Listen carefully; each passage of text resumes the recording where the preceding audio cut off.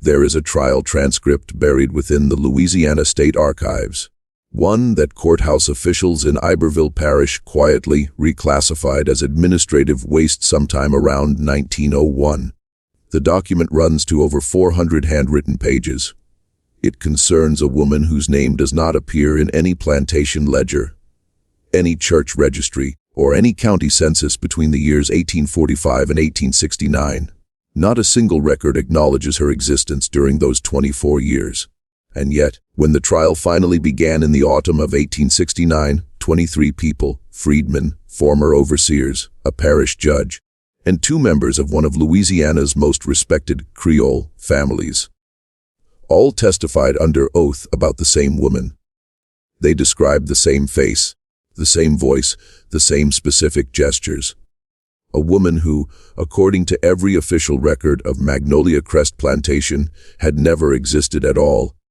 Historians who have examined the surviving fragments of that transcript describe the experience as deeply unsettling. Not because of what was said, but because of what every witness conspicuously refused to say. In 400 pages of sworn testimony, not one person volunteered her name. They said, she, and her, and the woman, and that we don't say. When the presiding judge finally demanded that a witness speak her name aloud, the man, a freedman named Amos Picard, who had worked the cane fields for 30 years, looked down at his hands for a long moment before saying quietly, "I don't believe saying it in a courthouse will make it any safer, Judge. I truly don't." The trial concluded without a formal verdict. 4 of its witnesses died within 2 years of testifying. The woman at the center of it all was never found. Before we continue with the story of Magnolia Crest and the woman whose name nobody would speak, if you've never been to this channel before, welcome. Here we go deep into the forgotten corners of American history. The stories that got buried, reclassified, or simply never told. If this is your kind of content, subscribe and hit that notification bell so you never miss one. And drop a comment right now telling us where you're listening from. What state? What city? We love knowing who's gathered around this particular fire. Now, let's go back to Louisiana. It was the kind of autumn that only exists in the lower parishes of Louisiana. The air still thick and warm well into October, the cane fields tasseling out golden along the river road, the Mississippi sluggish and pewter, colored under skies that couldn't decide between rain and haze. The year was 1869, and the world that had organized Magnolia Crest Plantation for the previous 4 decades was already gone, replaced by something unfamiliar and unsteady. But to understand what happened in that Iberville Parish courtroom, you have to go back much further than 1869. You have to go back to a particular Wednesday morning in March of 1845, when a woman arrived at Magnolia Crest for the first time, and the silence around her began. Magnolia Crest sat 11 miles south of Plaquemine on the west bank of the Mississippi. It had been in the Fontenot family since 1802. By 1845, it was one of the larger sugarcane operations in Iberville Parish. Not the grandest nor the wealthiest, but substantial and well-managed, with approximately 340 acres under active cultivation and somewhere between 80 and 90 enslaved people working the land, the house, the mill, and the various outbuildings that formed the plantation's small, self-contained world. The Fontenot family itself occupied a particular and somewhat complicated position in Louisiana's social hierarchy. Etienne Fontenot, the patriarch, was 3rd-generation Louisiana Creole, French and Spanish ancestry, Catholic, fluent in both French and English, with the kind of careful manners and precise social calibration that Louisiana's planter class had refined over generations. His wife, Celestine Nene Beaumont, was from a family that had come originally from Saint-Domingue in the 1790s, displaced by the Haitian Revolution, carrying with them both significant wealth and a particular kind of watchful anxiety. that their descendants had never entirely shaken. The Fontenots kept a house in New Orleans on Esplanade Avenue for the social season and retreated to Magnolia Crest for the grinding months of harvest. They had 4 children by 1845, 2 sons, Remy and Julian, 17 and 14 respectively, a daughter, Marguerite, who was 11, and a youngest boy, Theodore, who was 8 and sickly.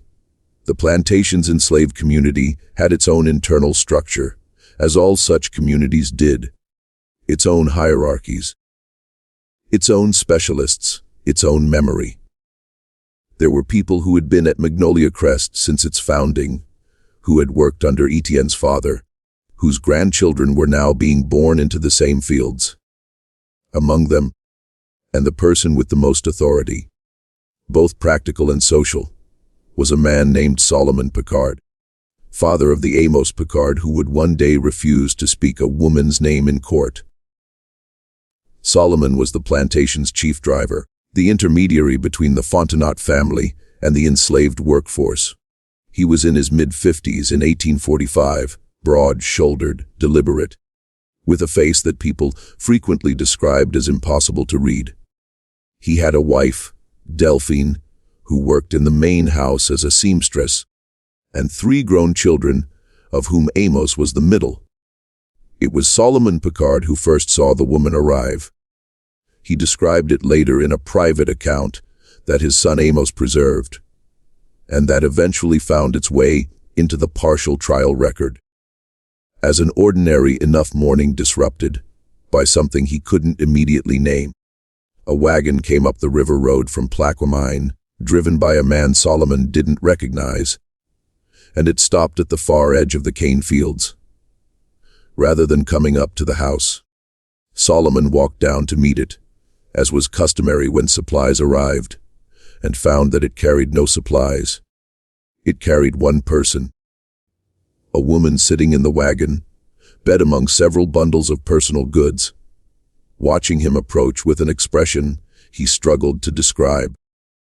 He wrote only that she looked seminary in Virginia, the way a person looks at something they have studied very carefully from a great distance and are now seeing up close for the first time. She was, by Solomon's account, somewhere between 30 and 40 years old, dark complexion, with the kind of features common to Louisiana's most mixed communities. African, French, possibly some native ancestry, or the particular blending that the lower parishes had been producing for generations. She was dressed carefully, neatly, in clothes that were good quality without being fine.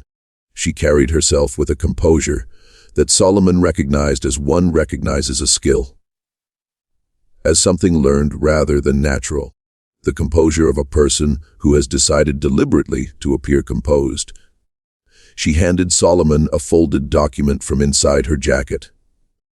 It was a letter on Fontenot family stationery in Etienne Fontenot's handwriting, instructing seminary in Virginia to install the bearer in the small cottage at the edge of the kitchen garden and to extend to her the same courtesies he would to any member of the Fontenot household staff. It gave no explanation. It gave no name. Solomon read the letter twice. Then he looked at the woman. "And what do we call you?" he asked. She seemed to consider the question for a moment.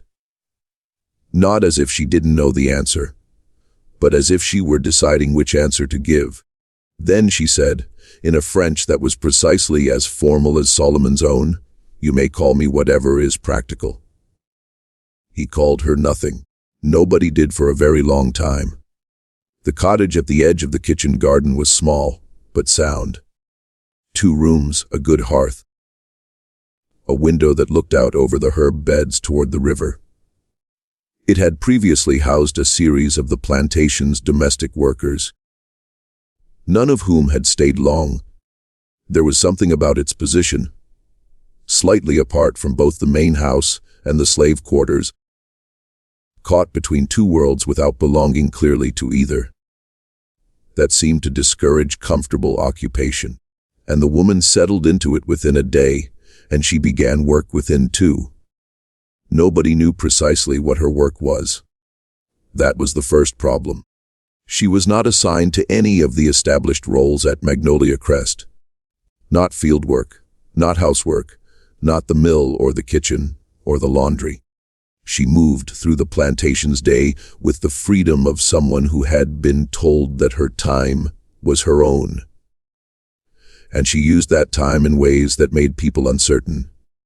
She was often in the kitchen garden, handling the medicinal herbs with evident expertise. Chamomile, valerian, sarsaparilla, the various bitter roots that the plantation's informal healer, an old woman named Clementine, had cultivated for decades. She was frequently seen walking the perimeter of the property in the early morning, before most people were up, moving at a careful and measured pace as if she were counting steps. She occasionally visited the mill during grinding season and stood watching the machinery with an expression of focused attention that made the mill workers deeply uncomfortable. Most remarkably, she visited the main house, not through the back entrance as domestic workers did, but through the front door. Etienne Fontenot himself opened it for her on at least 2 occasions that Solomon observed, and on neither occasion did Fontenot's expression suggest that this was unusual. Within the enslaved community, the uncertainty about her quickly hardened into wariness. The wariness had several sources. The first was simply the mystery of her origin and status. She was not enslaved. That much was clear from her letter and her movements. But she was not free in the formal sense that white Louisianans recognized. And she was not Creole free-colored in the way that the parish's established community of free people of color was organized. She occupied a category that had no comfortable name. The second source of wariness was more specific. Old Clementine, who had been the community's healer for 30 years and who commanded enormous respect, refused to speak to the woman at all after their first meeting. When asked why, Clementine said only that the woman knew things she shouldn't know, and that knowing things you shouldn't know meant you had gotten them from somewhere. And Clementine didn't want to think too hard about where. The third source of wariness was Théodore, Etienne Fontenot's youngest boy, 8 years old and chronically ill. He had been failing for most of his short life. The parish doctor visited regularly and prescribed the standard remedies of the era: calomel, bloodletting, various tonics, with results that ranged from minimal to actively harmful. By the spring of 1845, Célestine Fontenot had essentially resigned herself to the possibility that her youngest child would not survive to adulthood. This was not an unusual grief for the era. Child mortality was a constant companion in antebellum Louisiana, where malaria, typhoid, and yellow fever moved through communities with an almost seasonal regularity. Within 3 months of the unnamed woman's arrival at Magnolia Crest, Théodore Fontenot began to improve.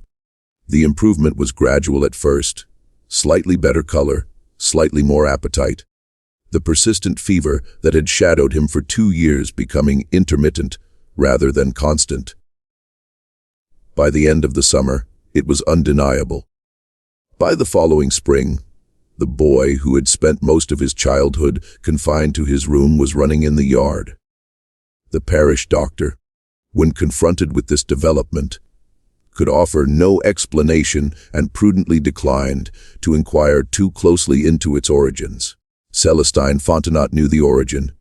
She had authorized it, had, in fact, initiated it, though the details of that arrangement would not surface until the trial 24 years later.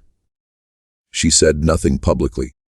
She simply watched her youngest child grow strong, and she'd paid whatever price had been agreed upon. And then she kept her silence with the practiced discipline of a woman who understood that some arrangements require silence to survive. The plantation's enslaved community watched Théodore's recovery with a complicated mix of emotions. The boy's improved health was objectively good news. A sick child's death created its own particular miseries for the people who served the household, but the manner of his recovery troubled people. Clementine consulted privately, told Solomon that the woman had been using preparations she didn't recognize, plants that didn't grow in the kitchen garden, compounds that had no name in the French or English Clementine knew. She had seen some of what the woman carried in her bundles. She would not describe it in detail. She said simply, "That woman carries knowledge from somewhere far from here, and knowledge that travels far from its home doesn't always arrive clean." Solomon wrote this down. He was one of the few people at Magnolia Crest who could read and write, a skill acquired through means he never fully explained. He kept a private record, not a diary exactly, more a series of observations, which he maintained throughout the woman's years at Magnolia Crest. It was this record, preserved by his son Amos and presented in fragments at the 1869 trial, that provided the most detailed account of what happened in those years. Most of what we know about the unnamed woman comes from Solomon's careful, cautious, consistently bewildered hand. He wrote, "In the summer of 1845, she has been here now 4 months. Nobody calls her anything. She does not seem to require a name. This I find more strange than anything else about her. Even stranger than what she did for the boy. A person without a name in a place like this is either very free or very trapped. I cannot determine which she is." The arrangement, if that is the right word for what existed between the unnamed woman and the Fontenot family, endured for the next 19 years. Those 19 years were not static. Louisiana and the nation moved through upheavals that transformed everything: the Mexican War, the crisis over slavery's expansion, the Compromise of 1850, the brutal decade of the 1850s when the question of the Republic's survival began to feel not theoretical but immediate. And then the war itself, beginning in 1861, tearing through the South with a violence that the men who had started it had badly failed to imagine. Magnolia Crest experienced all of this, and the unnamed woman moved through all of it, and her position shifted in ways that were subtle but cumulative. In the early years, her role remained undefined. The healer who wasn't officially a healer, the advisor who had no official standing to advise, the woman in the cottage at the edge of the kitchen garden who was visited by the plantation mistress with a regularity that nobody commented on, because commenting on it would have required acknowledging it. Celestine Fontenot came to the cottage on average twice a week. The visits were never announced and never explained. They lasted between 30 minutes and 2 hours. What was discussed in them, nobody knew. Delphine Picard, Solomon's wife, who worked in the main house and observed Celestine's movements carefully, noted that the mistress always arrived at the cottage with visible tension in her shoulders and jaw, and always left with something released in her face. Not exactly peace, but the particular expression of a person who has been given information they needed, even if the information was difficult. The second Fontenot's son, Julian, who was 14 when the woman arrived, developed what Solomon could only describe as an obsession. By the time Julian was in his 20s, he was visiting the cottage himself, less frequently than his mother, but with what appeared to be a different quality of need. Where Celestine came seeking guidance or remedy, or whatever she found there, Julian came seeking something that Solomon, watching from a careful distance, identified as understanding. Julian was the family's intellectual, restless, hungry, minded, perpetually dissatisfied with the explanations he received from the world around him. He read voraciously. He corresponded with men in New Orleans and in France. He was the only member of the Fontenot family who had, from the beginning, treated the unnamed woman as someone worth engaging with directly, asking her questions, and appearing to genuinely listen to the answers. Whether this was appreciation or appropriation or something more complicated than either, Solomon could not determine. But he noted it. He wrote, "Julian Fontenot treats her as if she is a library he has been given private access to. She allows this. I am not certain she allows it because she chooses to or because she has no choice. With her, these two things are sometimes difficult to separate." The eldest son, Remy, avoided the unnamed woman with a consistency so deliberate it was itself conspicuous. He was 17 when she arrived, 20 when he took a wife, 24 when he took over management of Magnolia Crest's daily operations from his aging father. By his mid-30s, he was running the plantation with efficient, organized competence, and he behaved toward the cottage at the edge of the kitchen garden, as if it did not exist. He routed his movements to avoid passing it. He did not speak the woman's name, but then nobody did, and he managed to convey through posture and eye movement and the particular physics of a man who has decided something that the entire matter was simply not present in his world. Solomon found this more interesting than any other member of the family's response. The man who avoids something that carefully, he wrote, knows exactly what he is avoiding. Then came 1853. In the summer of 1853, yellow fever came up the river from New Orleans with the season's first oppressive heat. It moved through Iberville Parish with the efficient brutality of a disease that had been doing this for decades and had optimized its methods. Magnolia Crest was not spared. By August, 11 of the enslaved people were dead. 2 of the Fontenot household staff were dead. The parish doctor had long since stopped visiting individual households and was instead doing triage at the courthouse in Plaquemine, where the bodies were accumulating faster than they could be processed. In September of 1853, Marguerite Fontenot, who had been 11 when the unnamed woman arrived, and was now 19 and recently engaged to a planter's son from Pointe-Coupee Parish, developed fever. What happened over the next 3 weeks is documented in 2 sources. A letter from Celestine Fontenot to her sister in New Orleans, which survives in a private collection, and Solomon's private record. The sources agree on the basic sequence of events. Marguerite's fever was severe and progressing. The parish doctor was unavailable. Celestine Fontenot brought the unnamed woman into the main house. For 19 days the woman did not leave Marguerite's room. She slept on a pallet on the floor, prepared her own preparations in a small brazier she had brought from the cottage, and administered them on a schedule that she kept in her head. She also, according to both sources, talked to Marguerite constantly during the worst of the fever. Not the soothing murmuring of a nurse, but actual conversation, as if she were keeping the girl tethered to consciousness by the thread of words. Marguerite lived. Her fiancé in the house down the river road did not. Remy Fontenot, when he learned that the unnamed woman had been brought into the main house, confronted his mother with a fury that Solomon, working in the yard, could hear through the closed windows. He could not make out words, only the register and rhythm of rage. Remy's voice low and cutting, Celestine's higher and inflexible, the particular music of a family argument that has ancient roots and no clean resolution.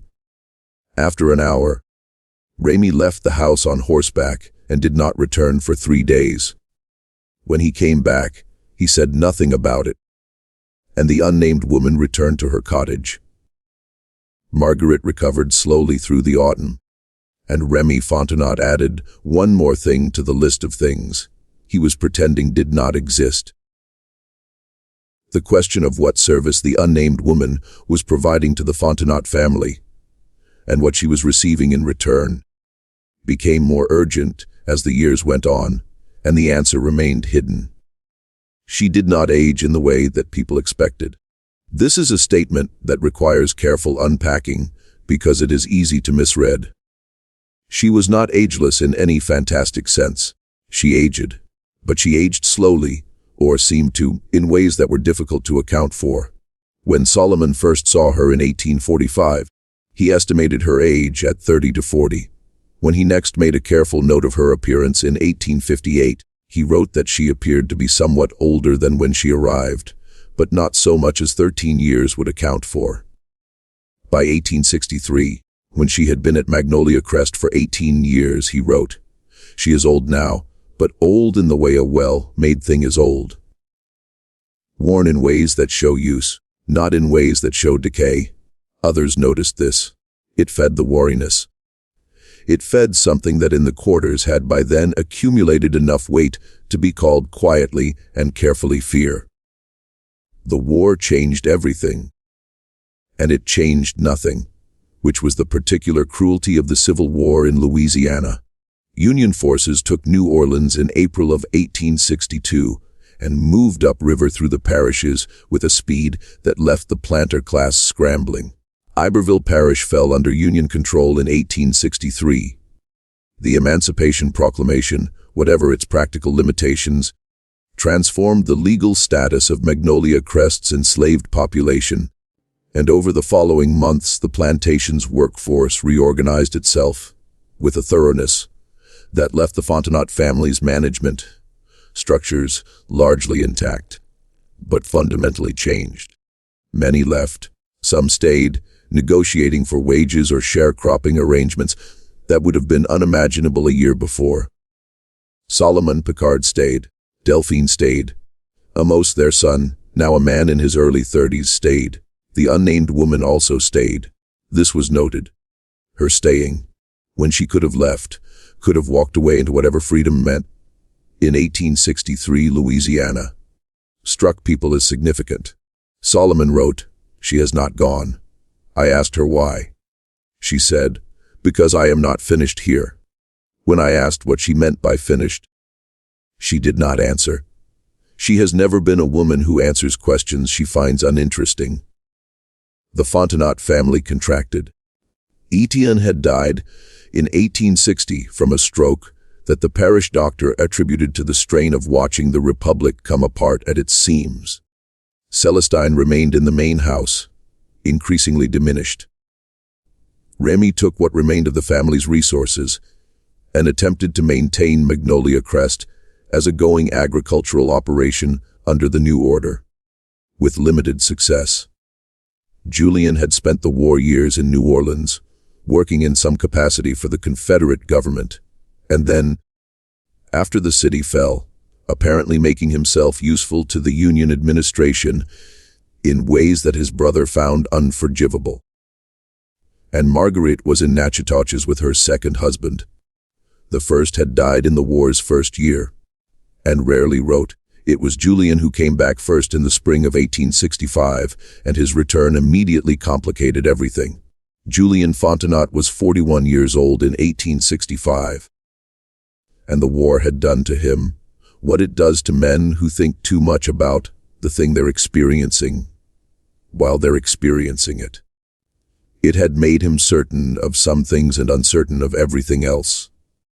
He came back to Magnolia Crest with a specific agenda Solomon sensed, though the agenda revealed itself slowly.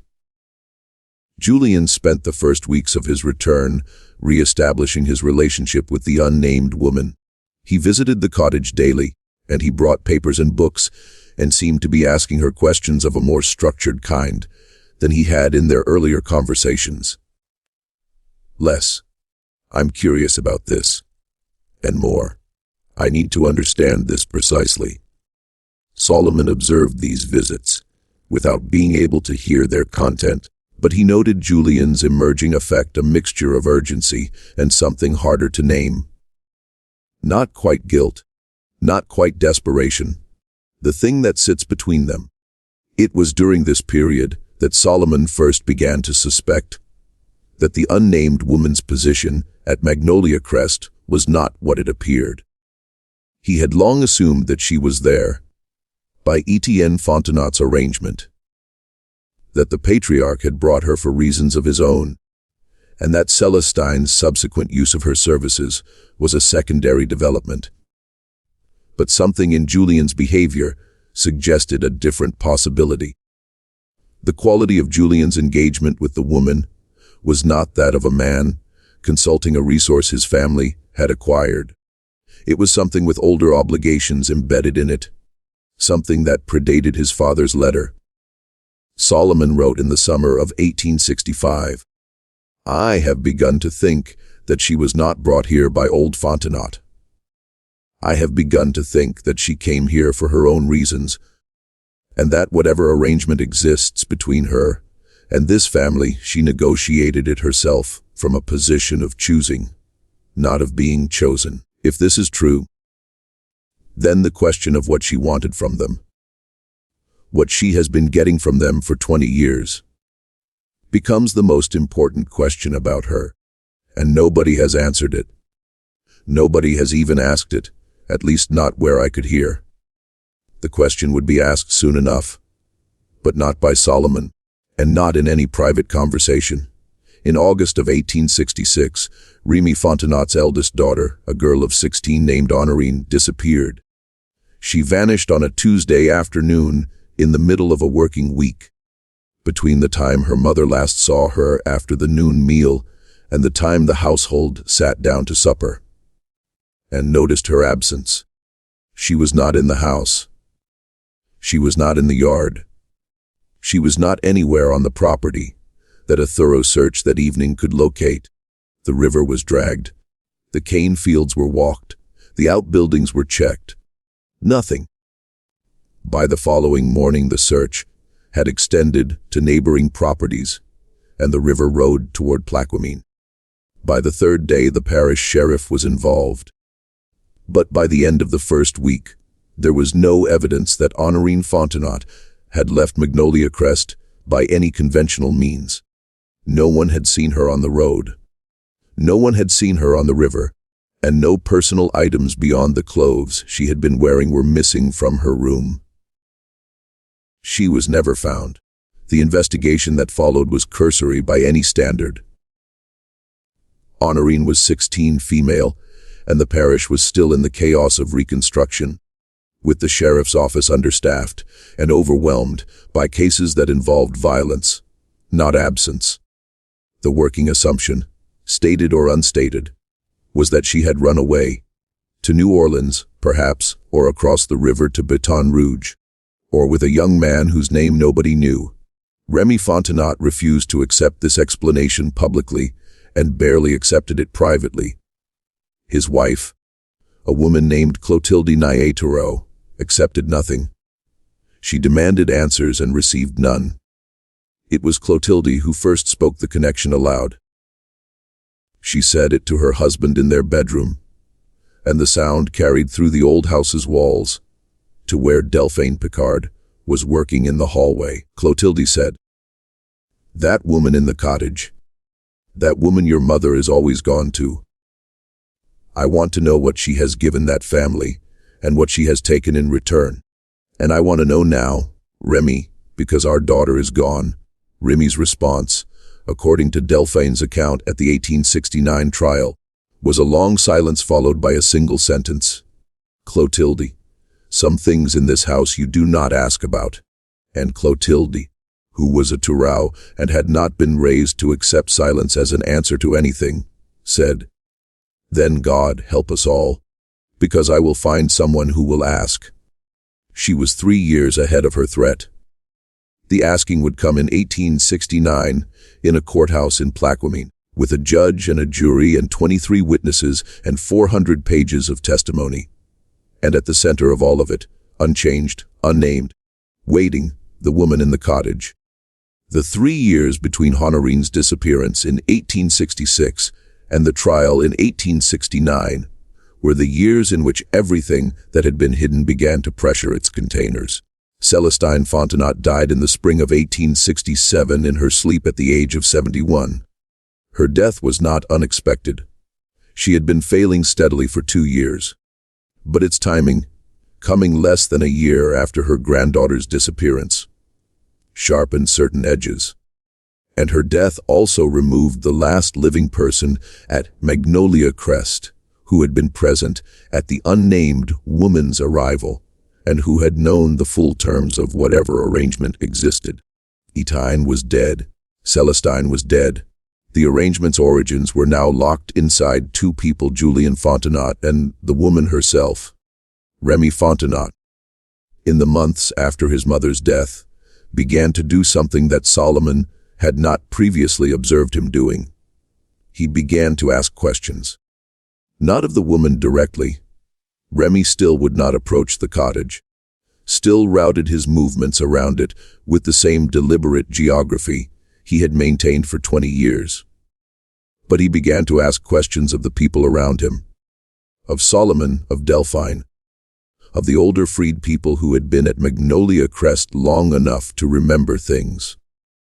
He asked about the early years, about what the woman had done and said, about who had visited her, and when, about what Clementine had said before she died in 1859, about the particular texture of his mother's visits to the cottage. He asked with the controlled effect of a man who was terrified of the answers, but more terrified of not knowing. Solomon answered what he could, withheld what he felt he should, and watched Remy Fontenot arrive over the course of several months at a conclusion that visibly horrified him. What that conclusion was, Solomon did not record directly, but he wrote in October of 1867, Remy Fontenot now knows something he did not know before. I cannot say how much. I can say that it has made him frightened in a way he has never been frightened before.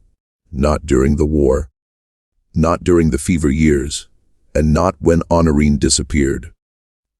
A man who has spent 20 years refusing to look at something, when he finally looks at it, sees everything at once.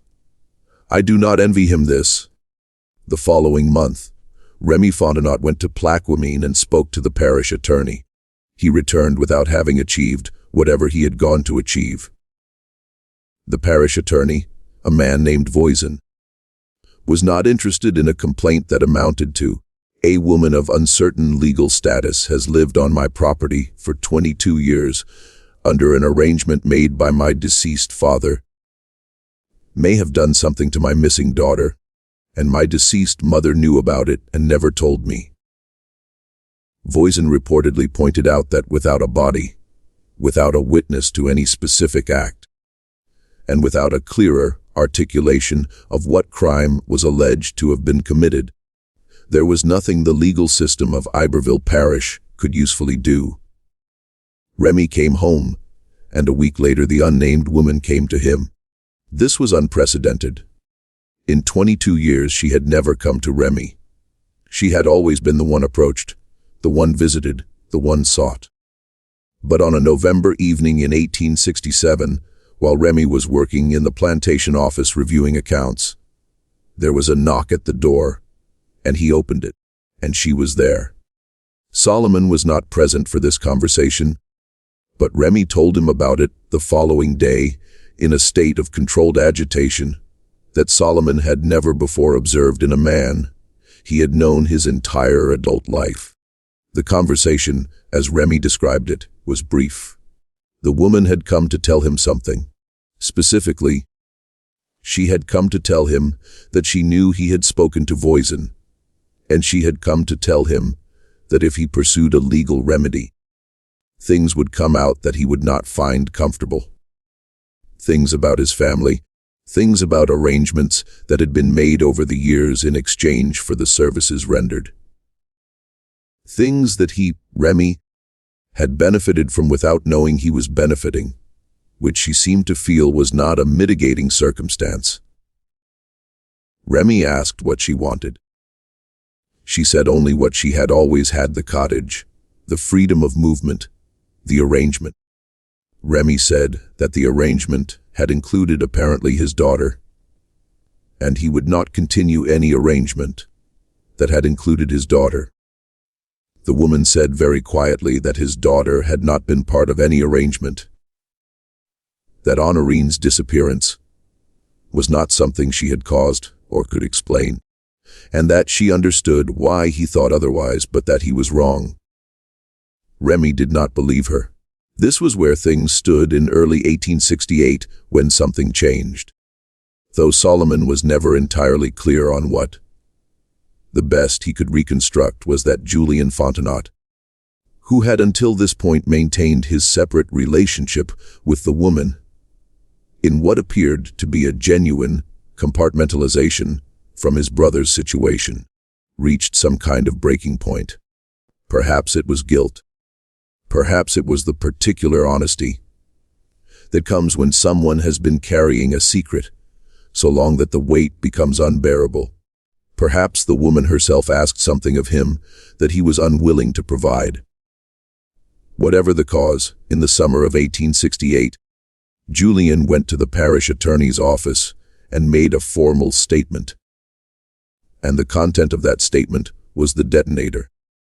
Julian Fontenot told the parish attorney that he knew the origin of the unnamed woman's arrangement with his family. He knew it because he had helped to arrange it 23 years earlier, when he was 20 years old and convinced that he was doing something clever. He told the attorney that the arrangement had been made not by his father, but by himself, in his father's name, using the family's stationery and the family's resources, and that what he had arranged was not what anyone who looked at it from the outside could have guessed. He said that the woman was owed a debt by the Fontenot family going back further than 1845, that the debt was of a kind that Louisiana law in 1845 had no mechanism for acknowledging, and that she had come to Magnolia Crest not because they had sought her, but because she had determined that Magnolia Crest was the place where the debt could be repaid. And she had approached Julian, then a young man in New Orleans, recently arrived at a relative's house for a social season. And she had made him understand what was owed and what she was prepared to do about collecting it. She had, in other words, not been brought to Magnolia Crest. She had brought herself there, and Julian had opened the door. When the parish attorney asked what the debt was, Julian was quiet for a long moment. Then he said that explaining the debt would require explaining something about his family's history in Saint Domingue, where his mother's family, the Beaumonts, had come from, where they had come from, and what they had done there, and who they had done it to, and who therefore might have very old reasons to find them and present a reckoning. The trial was set for October of 1869. The Iberville Parish courthouse in Plaquemine was not built for spectacle. It was a modest building, brick, 2 stories, with the self-conscious dignity of a structure that knows it represents something larger than itself. In the autumn of 1869, it was crowded in ways it had not been built to accommodate. The trial drew observers from 3 parishes, several journalists from New Orleans papers, and a small contingent of Freedmen's bureau officials who had their own reasons for interest in a case that touched on questions of personhood, debt, and accountability in post-war Louisiana. The unnamed woman was present for the trial. She sat at the front of the courtroom to the left, in the chair that had been designated for her, and she was precisely as composed as she had been on the morning Solomon Picard first saw her step down from a wagon in 1845. 24 years older by that account, her face carrying the wear of time in ways that didn't align with any calculation of how old she should be. The presiding judge was a man named Thibodeaux, a Reconstructionist appointee, Northern educated, with no particular sympathy for the Fontenot family, and a careful, methodical approach to the case's extraordinary complexities. He had spent 3 months reviewing the available documents before the trial began. He had read Julian Fontenot's statement 4 times. He still wasn't entirely sure what he was presiding over. The prosecution, such as it was, the legal architecture of the case, having required considerable improvisation, alleged that the unnamed woman had, over the course of 24 years. Obtained property and benefits from the Fontenot family through a combination of concealment, manipulation of familial dependency, and what the complaint somewhat desperately termed coercive therapeutic practice. The disappearance of Honorine Fontenot was referenced, but not formally charged, for the reasons Voisin had outlined 2 years earlier.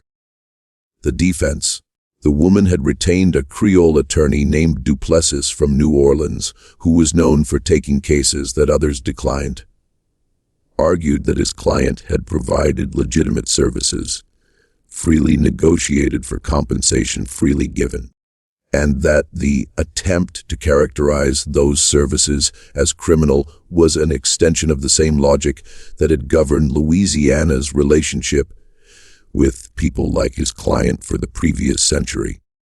The logic that certain people could not legitimately negotiate, could not legitimately be owed, could not legitimately collect. Duplessis was eloquent. Thibodeaux listened to him with evident appreciation. And then the witnesses began. 23 people testified over 9 days. Freed people who had known the woman at Magnolia Crest for decades. Former overseers who described her movements and her apparent influence. Members of the Fontenot household who spoke carefully about what they had observed in the main house during her visits. Clotilde Fontenot, Remy's wife, testified for 3 hours about Honorine's disappearance and about the conversations she had overheard and the conclusions she had drawn from them. Remy himself testified briefly, reluctantly, with the expression of a man being made to swear to things he would prefer to have forgotten. And Julien Fontenot testified for 6 hours over 2 days, and what he said reshaped the entire case. Julien had inherited from his mother's side fragments of family history that the Beaumonts had brought from Saint-Domingue in the 1790s. The Beaumonts had been among the largest landowners in the north of that island, now Haiti, in the years before the Revolution. They had enslaved hundreds of people.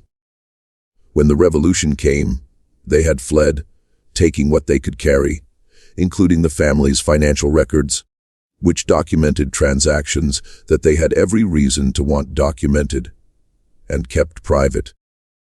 Among the people the Beaumonts had enslaved was a woman. Julien used the word woman, though the historical figure had died decades before he was born, who had possessed what her waivers variously described as unusual medical knowledge, dangerous influence over the other Negroes, and, in one document from 1789, a power over the body's workings that no honest person can explain. She had been separated from her child, a daughter, in a property transaction in 1791, 2 years before the Revolution, sold away from Saint-Domingue to a merchant in New Orleans who resold her twice, before she died in Louisiana in 1798. The daughter had survived the Revolution in Saint-Domingue, had found her way eventually to New Orleans, and had built a life of sorts in the city's complex, free black community. And the daughter's daughter, and her daughter, and hers. Julien traced it as carefully as he could with the documents his mother had inexplicably preserved, had maintained a particular knowledge about the Beaumont family's whereabouts, about what was owed, about what had been taken. The woman in the chair at the front of the courtroom was, if Julien's reconstruction was accurate, the great-great-granddaughter of the woman the Beaumonts had sold away in 1791. She had come to Magnolia Crest to collect. Not violently, not dramatically. She had come to collect in the way that someone collects a debt that is compounded over 3 generations carefully, patiently, and with absolute certainty that the collecting would be done. She had provided real services. The healing was real, the knowledge was real. The preparation that had kept the odor alive and brought Marguerite through the fever was real. The guidance that Celestine Fontenot had sought twice a week for 2 decades was real. She had provided these services in exchange for what the Beaumonts had long since forfeited: any right to withhold money, security, and the specific legal documentation, deeds, financial instruments, registered agreements, that she had been quietly accumulating with Julian's knowing assistance over the course of 19 years.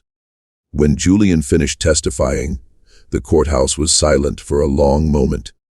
Then the judge asked the question that had been waiting in the room since the trial began. He asked about Honorine and Julian Fontenot's composure, which had held for 6 hours, fractured visibly. He looked at his hands. He looked at the ceiling. He looked briefly at the woman in the chair, who looked back at him with an expression that several witnesses later described in strikingly similar terms: not cold, not cruel, but with the patient quality of someone who has long known this moment was coming and has simply been waiting for it to arrive. Julian said, "Honorine found the documents that the woman had been accumulating. The deeds, the financial instruments, the registered agreements. Honorine, 16 years old, curious, familiar enough with the plantation's office to know where papers were kept, had found them, had understood enough of what they meant to be frightened by them, had panicked, had run, not been taken, had run, to New Orleans. On a steamboat she boarded from a private landing 2 miles down the river road from Magnolia Crest, using money she had taken from a household drawer.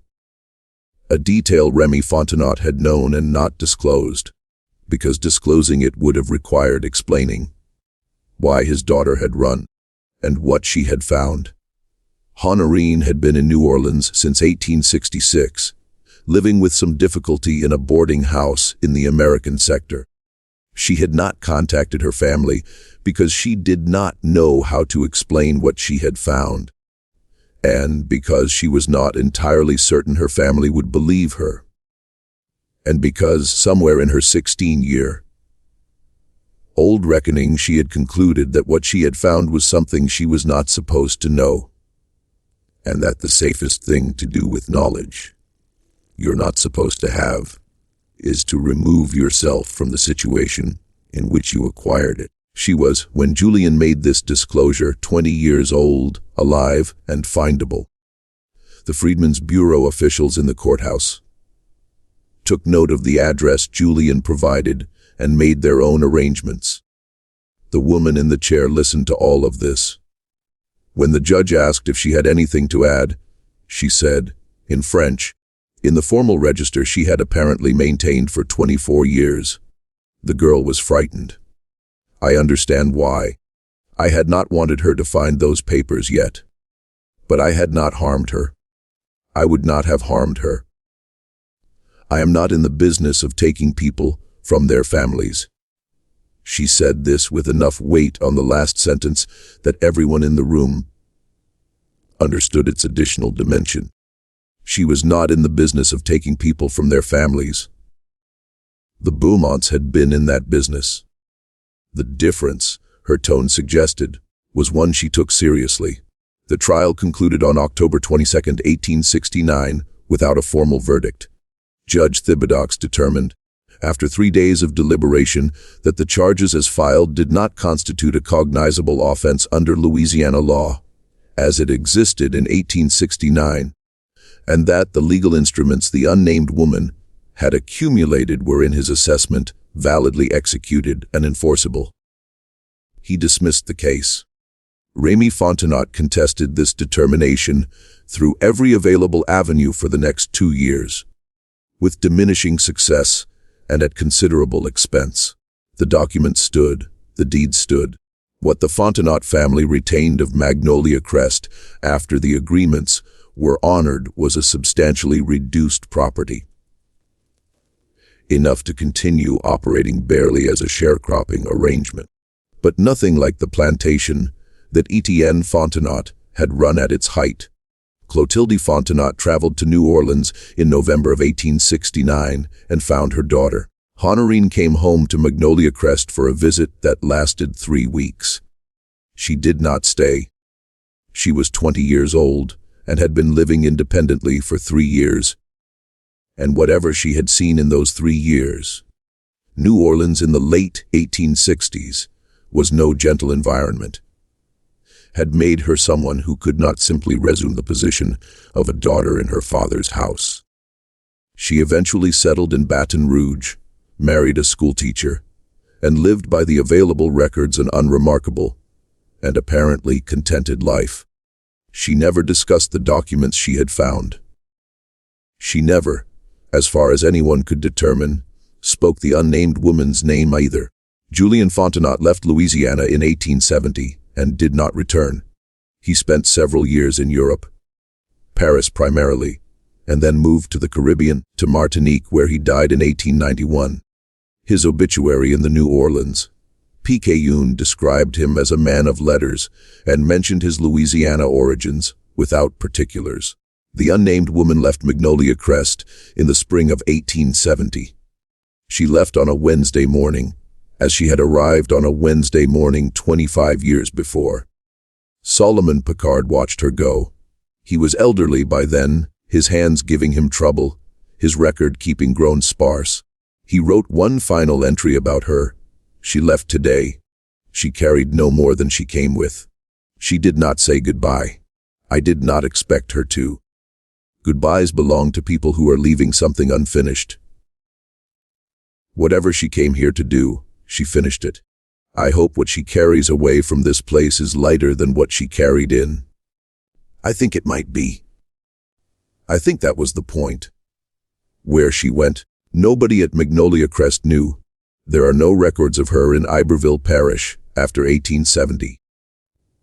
There are no records of her under any description that fits in the Louisiana State Archives for the years following. She moved as she had lived, outside the documentary reach of the institutions that were supposed to track everyone. She had spent 25 years being the woman whose name nobody spoke. After the trial, she became the woman whose whereabouts nobody knew. Whether these two conditions were in her experience different things, freedom or continuation of the same invisibility, is a question the record cannot answer. What the record does preserve, in fragments, in the partial trial transcript, in Solomon Picard's private account, in Julien Fontenot's testimony, is the outline of something extraordinary.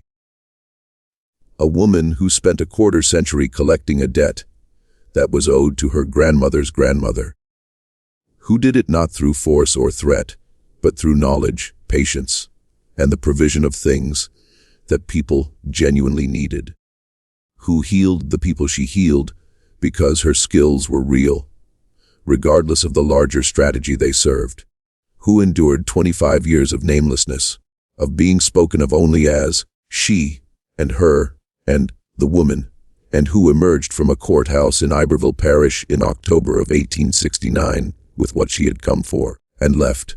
The courthouse records were reclassified around 1901, when a new administration came in and found the Fontenot case inconvenient for reasons that the reclassification order did not detail. The trial transcript was marked administrative waste and moved to a secondary archive, where it sat for decades.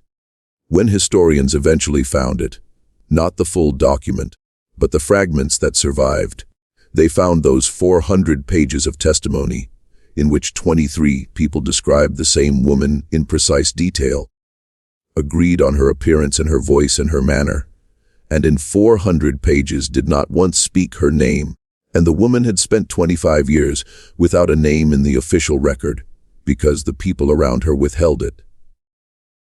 The irony, if it can be called that, is that after the trial, when she was gone and could no longer be found, the name she had never used at Magnolia Crest was the one thing that might have helped locate her. Amos Picard knew it. He had known it for years, inherited from his father's private knowledge. He was asked at the end of his trial testimony to provide it for the record. He looked at his hands. He thought about it for what the transcript records as a considerable period. Then he said, She gave up the use of her name a long time ago. In a place like this, with a history like the one she had, a name is something people take from you. She decided nobody would ever take hers again. So she put it away. And I think she'd want it to stay put away. I think that's the one thing she got to choose in all of it. What to keep to herself. Judge Thibodeaux looked at him for a moment. Then he made a notation in the record. Witness declines to provide name. Reason stated. And moved on. The fragments of the trial record do not include the name. Neither does Solomon's private account. Neither does Julian's testimony, though Julian clearly knew it. It is not in any surviving correspondence from Celestine Fontenot. It is not in the parish records. It is nowhere in the archive of Magnolia Crest, which burned in 1887 in a fire of undetermined origin, destroying whatever remained of the plantation's official documentation. Her name is gone. What she did remains in the fragments, for whoever knows how to look. And this raises the question, the one that Amos Picard's refusal to speak in the courthouse has kept open for 150 years, of whether the silence around her was always a cage, or whether some part of it, in the end, was a door. This mystery shows us something about the distance between what history records and what history contains. The people who moved through the official world like ghosts, not because they were powerless, but because they had learned that invisibility was sometimes the only form of agency available. The unnamed woman of Magnolia Crest walked through 25 years of official silence and emerged from it with what she had come for. The silence didn't erase her. She used it. What do you think of this story? And do you believe everything was revealed? Or do you think there are layers here that the trial record, even in its fragments, couldn't hold? Leave your comment below. Tell us what you make of Amos Picard's refusal, or of Julian's decision to speak after 20 years of silence, or of the woman's own choice about her name. We read every comment. If you want more stories like this one, stories that ask you to look at history sideways,